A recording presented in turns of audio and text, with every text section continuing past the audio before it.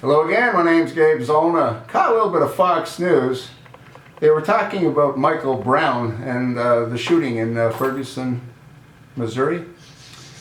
And one of the talking heads had said that Michael Brown stood 6'4".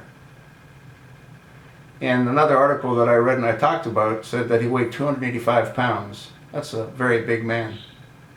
Now, one of the witnesses, supposedly that was there, said that what he saw was the police officer try to grab Michael Brown by his throat to choke him. Now, I don't know how big this police officer is. I'm 6 foot. And I wouldn't want to try to grab a hold of someone's throat that was 6'4", that weighed 285 pounds. I just wouldn't want to do that. Now, what that witness also said is that Michael Brown backed up and he had his hands up in the air and he said, "I don't have a gun, I don't have a gun." And that's when supposedly the policeman shot him multiple times. The chief of police came out with a slightly different, actually a dramatically different story. What the chief of police said supposedly happened was that the police officer tried to get out of his car and Michael Brown pushed him back into his car. And then Michael Brown supposedly attacked the police officer. The police officer ended up going to the hospital because he had contusions on the side of his face.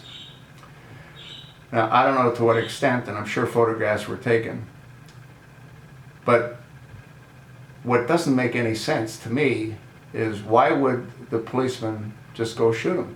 Well, as the chief of police speculates, what happened was that Michael Brown went to take away the weapon that the policeman had.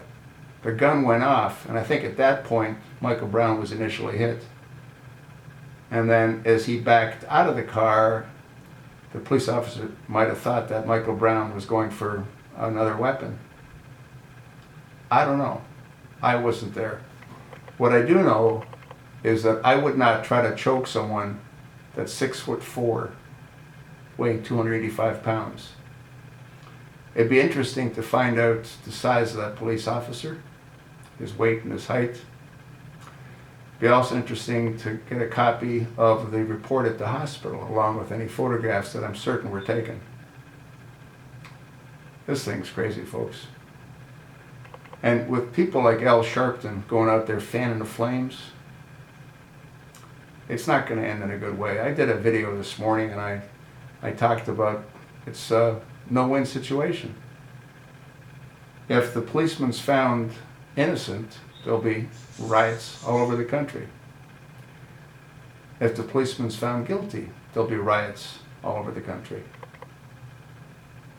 Unbelievable. That's what I think.